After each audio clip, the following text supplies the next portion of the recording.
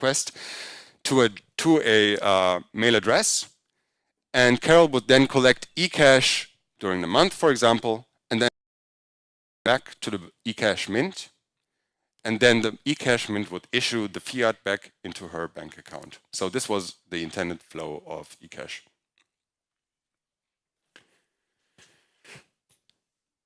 So where is all this? It was supposed to, as I said, power the entire web. And I just want to make this very explicit. David Chaum was an incredible forward-thinking person. In 1982, this is so much earlier than the normal people started using the web. He already knew that privacy is going to be one of the major problems in the internet age. He knew that we're going to pay for almost everything digitally, and he knew that we're going to organize our lives digitally. And he already predicted and said, and this is a well-quoted sentence by him, in order to protect democracy, we need financial privacy. So the history of cryptocurrencies begins here, and we all know that the most significant event happening after the invention of ecash is 2008, Satoshi's invention of Bitcoin, which is now a decentralized solution to the electronic cash problem.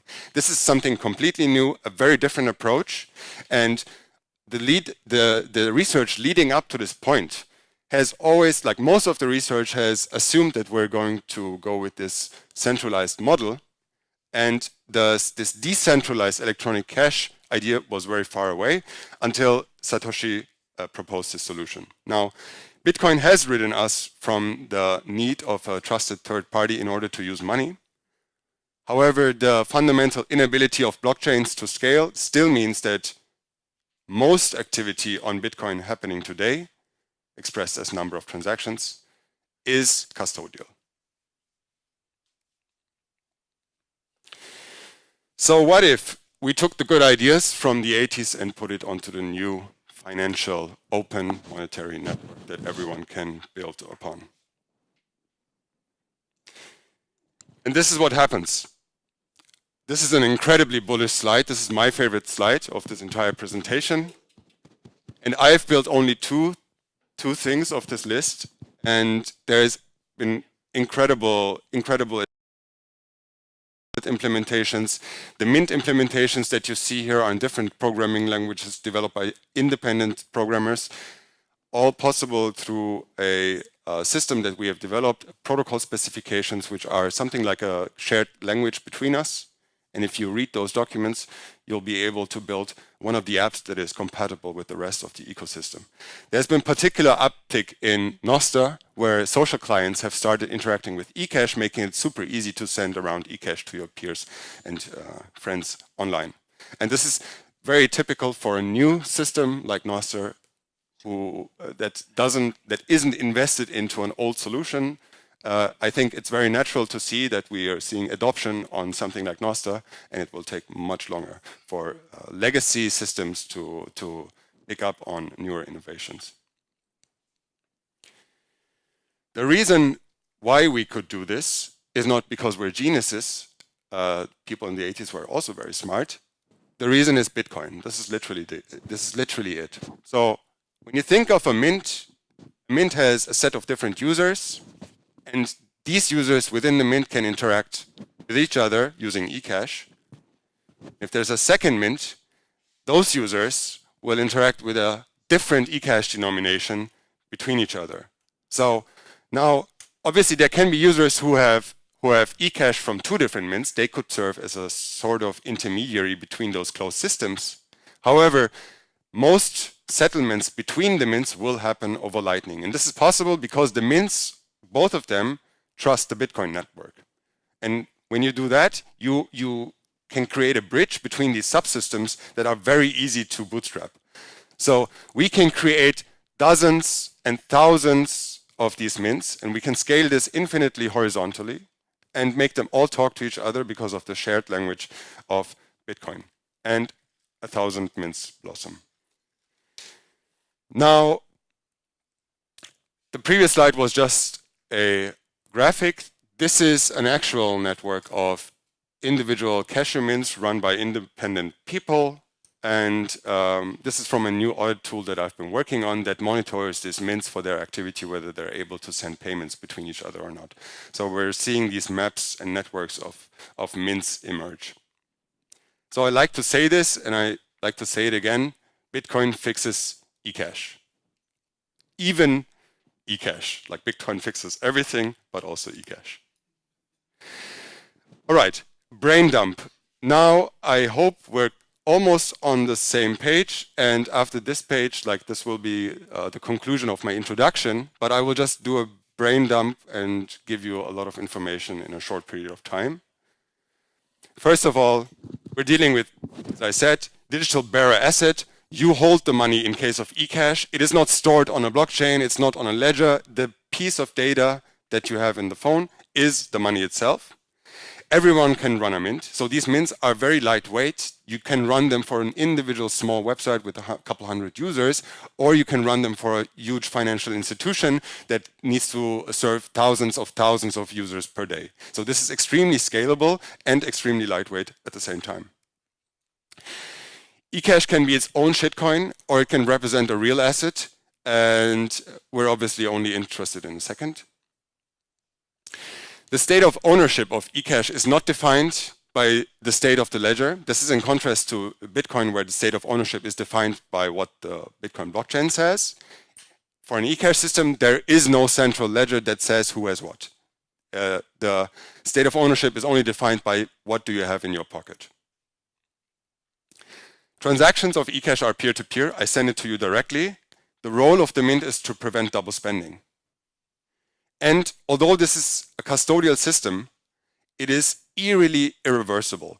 And I'd almost like to say it's more irreversible than Bitcoin. And I know this sounds unintuitive, but once a transaction happened, once I sent you eCash and you swapped it out with a mint once, there is no way for the mint to reverse this transaction. They can only delete entries from a database, but that doesn't make this transaction reversible. We have spending conditions for user-defined scripting. This is a fancy way of saying we have smart contracts. And eCash has insane privacy properties. That means it's best of the class privacy. It can give you almost like theoretically optimal privacy. And the important part of this is the privacy guarantees censorship resistance. This is also an unintuitive fact for Bitcoiners, where the fact that you can't turn off Bitcoin is what gives it censorship resistance. In the case of eCash, the fact that the mint cannot differentiate between you and another user is what gives it censorship resistance. The mint can either block everyone or none, no one. All right, let's come to the next part. And here I want to talk about the emergence and this co-development of Cashu and Nostr. Cashu and Nostr were by accident or by pure chance invented at around the same time, and people started working on both at the same time. And you know, once you start building an eCash system, one of the first things that you realize after a couple of iterations is that you need a layer to send data around. This is one of the first things that you realize. I want to send you money. How? Now, as you can imagine, and also evidenced by all the different projects that I'm going to talk about, Nostr offers itself as the ideal medium, basically, for Cashu. As a project itself, like from the perspective of a project, it is such a big task to also build the communication medium to your payment system that you're actually developing. So it's great that we can make use of an existing system like that. So here are a couple of interactions why these two mix up so well together. So as I said, eCash needs a peer-to-peer layer. I would like to send you money and no one else. It can benefit from a public square layer. That means we can announce mints to each other, we can rate mints, and the mint cannot block these ratings, so we can have social webs of trust. And Nostr also offers more resilient infrastructure for eCash mints. We can communicate, instead of HTTP, we can also use a Nostr network for it, or other things I'm going to mention. Well, on the Nostr side, Nostr can benefit, I wouldn't say maybe need is a bit too strong, but definitely can benefit from a payment layer. We've seen that also with Lightning. Zaps are one of the most popular things on Nostr. Since relays are open systems, They essentially require some form of DOS protection. Right now, relays basically rely on IP address and pub keys to use rate limiting. Once the privacy on Nostr improves, the pub keys won't cut it anymore. So something to limit the rate of use of a Nostr. We're all talking about whether a Nostr will be sustainable or not. One of the ways to make systems sustainable, and this is something that we should really remember from, as I said, in the 90s, is to pay for them. Okay, some Nostr innovations that people have come up with. First, on the mint side, how do mints profit from Nostr today? One of the coolest things is mint discoverability. I think it's NIP 80 by bitcoinmints.com. This is an amazing Nostr. You can see like this mint, and 5 of my friends recommended to use this mint, so I'm going to use this mint, for example. We're seeing distributed ecash storage. This is NIP 60. What you can see here is on the left, you see a Nostr client. This is highlighter. And on the right, you see a Cashu wallet. This is Nutsack. Both are creations of Pablo. And you can see that both wallets have the same ecash balance. And although this looks primitive, so you enter your NSEC in the app, and then your money pops up. And this is basically the goal that they were trying to achieve. How can I build a wallet that I can take with me wherever I go? And as I said, also independence from DNS is something really cool. We would like to be able to talk to mints without having to use DNS that can be just turned off by centralized entities. Mints could also publish in the future, this is something that's been talked about recently, publish the database on Nostr itself as a form to improve their proof of liability. So Nostr can be used also as an announcement system for mint information. On the wallet side, we're seeing, like, in the beginning, this was one of the first things that people did. We can send ecash via DM. That's the first idea that you get. NIP 4, NIP 17, there are bad ways of doing DMs and good ways of doing DMs on Nostr. There is now a way to zap ecash on nodes. It's NIP 61, so it's related to NIP 60, also by Pablo, which locks ecash to a Nostr node. So the zapping experience that we use Nostr today to control wallets, Lightning functions today, hopefully soon also ecash functions directly through Nostr Wallet Connect. And currently we're working on Cashu payment requests. This is something similar to a Lightning invoice where the receiver can tell the sender how to reach me. And one of the ways to reach me is via Nostr. All right, these are bigger challenges that we still need to figure out solutions for. And I want to put them up here so maybe we can also discuss them in the next couple of days. So I want to summarize them with first point, backup and portability. Second one is auditability. So I call it trust but verify. And enforceability, which is don't trust, verify. So let's start with portability and backups. So long story short, essentially the problem I described before, you want to go to a website, it's a random website, and this website integrated ecash somehow. And you want to just press a button and your balance is there. Or you just want to press a button and it makes the payment. We still don't have a great way of synchronizing ecash between different instances on the web, but we will get there. Browser extensions are one way of doing this, the easy solution, so to speak, but browsers vendor lock you and they're just simply not popular. Now, do a centralized storage system like an API or a distributed storage system, maybe like Nostr. When you store your ecash on a remote server, it's going to be encrypted anyway, right? So we don't want to introduce yet another level of trust where you need to trust the storage system to also not rug you, basically. But you can encrypt the money and put it there, and no one can take it anymore.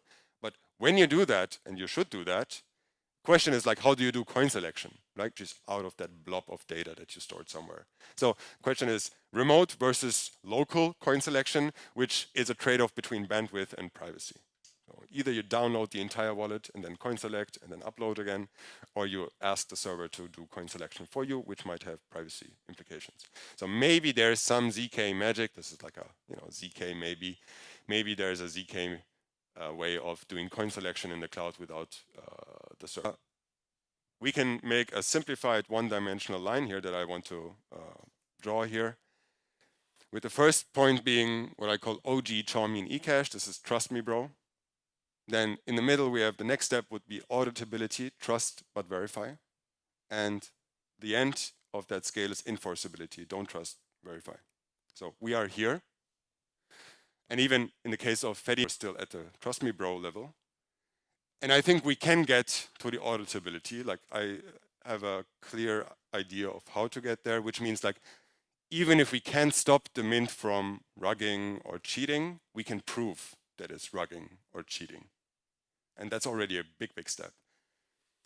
And on the very right scale, enforceability, that's kind of like the holy grail. This could be that we can achieve this because of Bitcoin at the end of the day. It would be the fact that you cannot prevent rugs.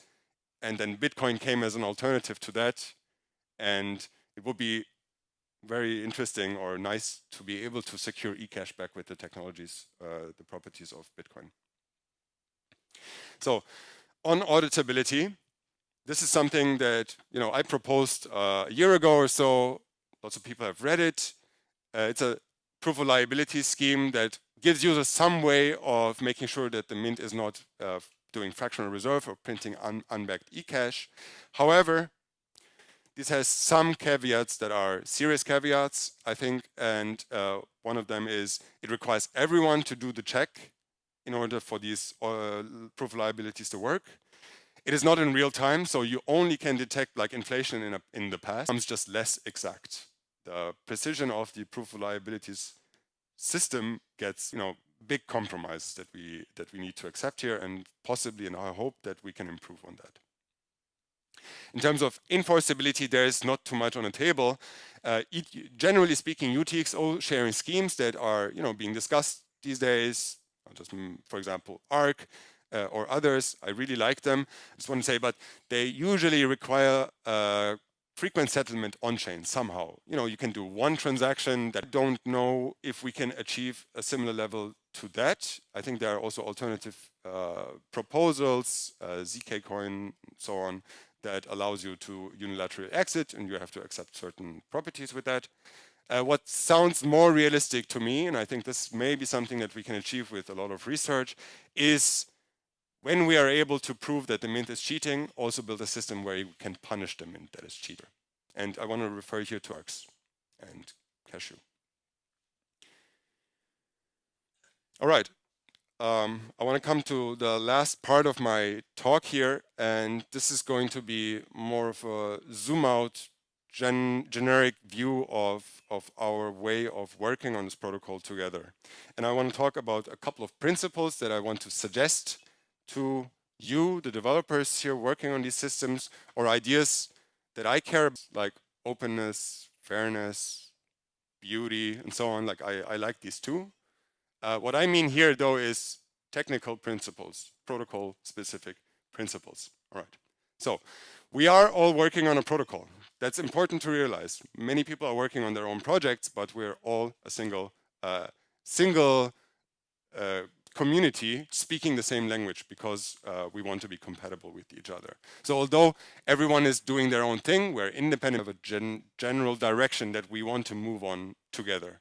So I want to propose a couple of points that I'd like to share, and hopefully also in the next couple of days we will have opportunity to discuss these points. So I summarize these with 4 principles. I call it, first of all, minimize dependencies. Second, isolate responsibilities. The third one I call listen to operators. And the fourth, advanced research. By that. So with minimized dependencies, I mean that the Cashu protocol specifications should only be weakly coupled to other protocol specifications, as weakly as possible. And this is not because other specs or other protocols are bad. It's just a more stable and better way of building your protocol itself. I want to give an example to make this more concrete.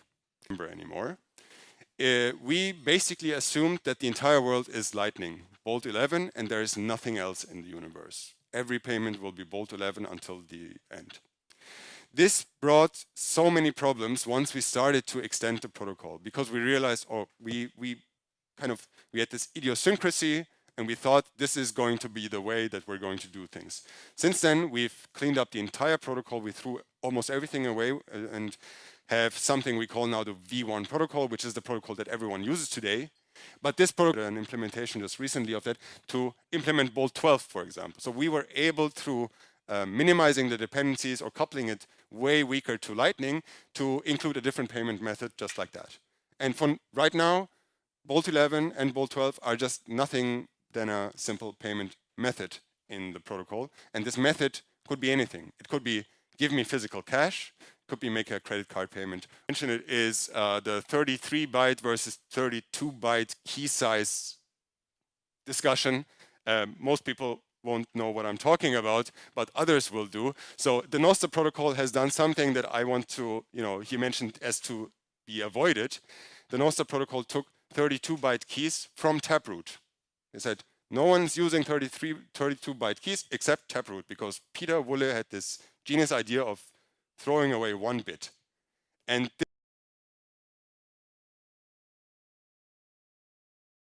forever. And then interacting with Nostr and public keys as well, people argued like, hey, let's also do the same thing. But then we realized, like, no, if we do the same compromise, then we're limiting ourselves again from the beginning. We will have problems in the future, which is definitely the case, because no one should use 32-byte private keys, public keys.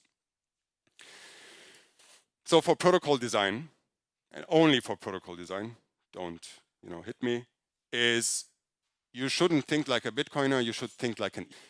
Next point, isolate responsibilities. So this can be summarized with a simple principle that I keep thinking about, which is if an external service can be implemented, if an external service can achieve the same thing as a new feature of the mint, then make it as an external service. Don't make it as a feature of the mint. Examples: atomic swaps, all services that a mint could offer. But it doesn't have to be the mint. It could be a third party offering these services as well. Atomic swaps, for example, in the case of Fedimint, we have these gateways. So there's a very good reason to take out features from the mint, because it makes it, first of all, simpler, leaner, more stable. Also, it makes the whole system a lot more cypherpunk, which means you can build a mint that doesn't do much, but it allows the users to do a lot. And if you do that because of the privacy, then no one can stop you. Listen to the operators. Here, one example is blind authentication, one of the projects that I've been working on the most in the last couple of months. I'm very excited about this. Will soon also be a protocol specification, and people will be able to review this. And known for a couple of years, who's working on a physical Bitcoin community project. They have hundreds of users, dozens of merchants. They do the Bitcoin thing. And this guy takes care of the entire infrastructure. He is the technical Bitcoin of his community. And he told me, I don't want to know what my users are doing, but I also don't want to run a mint for the entire world. This image is from the Mutiny guys as a homage to them, since they sailed into the horizon. They have built something very similar to what I'm going to present in the next slide, which is called blind authentication. This allows you basically to achieve what this guy needs. So blind authentication is essentially a balance between safety and privacy. It allows you to limit the use of your mint to a closed group. So you can say, for example, everyone authenticate with the mint. And then after you've done that, what you can do is you can prove that you are one of the people in the group, but you don't have to say which person you are from the group. So a business or a community could say, I know exactly that I'm only servicing my clients or my people, but I don't know who. That figured this out, that this was a good idea, is Google One VPN. It's an amazing service that they're shutting down, obviously. And Google One VPN has the same problem. So you pay Google to use a VPN service.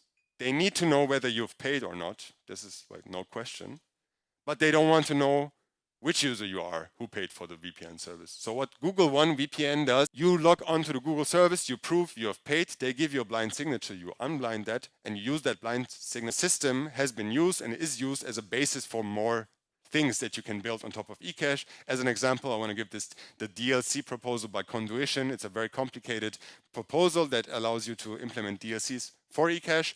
And Tom, who's maybe here, has implemented this on Cashu. And this allows you, like this story makes it very apparent that if you have a great idea on how to improve the cryptography, you don't need to recode the entire thing. You can just use the entire framework. You can rip out the crypto in Cashu and just put your own crypto in there and just use an ecash system without having to do the heavy lifting. And this is very good news because there is decades worth of ecash research, most of which hasn't been realized. We've heard this from Nifty today because there was nothing to realize it on. Most of the genius ecash ideas are still buried in research papers that have never been coded up. So Wabi-Sabi is using that.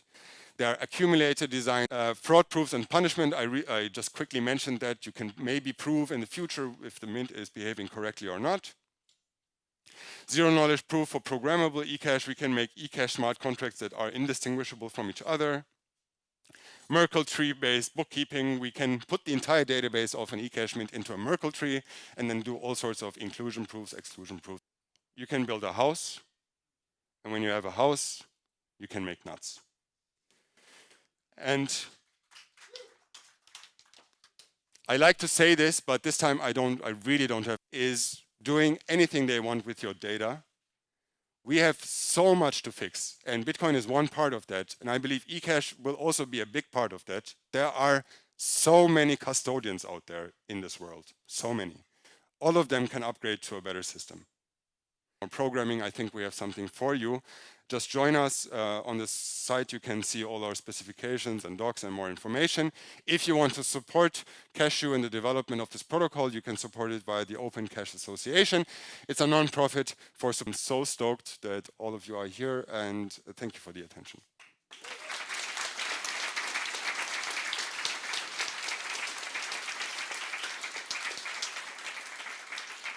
The next talk is Eric Syrian in about 10 minutes' time. If anyone needs to grab a refreshment or use the restroom, now is a perfect moment. Next talk in 10 minutes.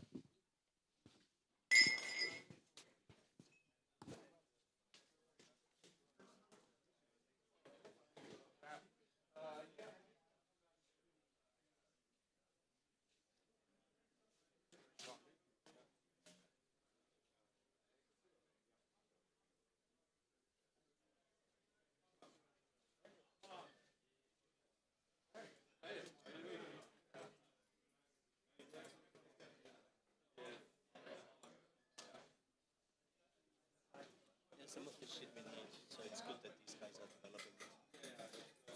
Excuse me. If you would allow me a comment, I find the volume of the speaker extremely loud. It's very stressful to listen to.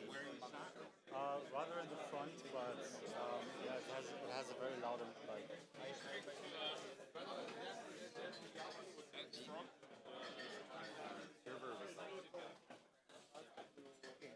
The guy with the cap. Yeah, the guy. Okay. He's the CTO of Eric So the black guy is the CEO, this guy, and Eric Syrian is the chief.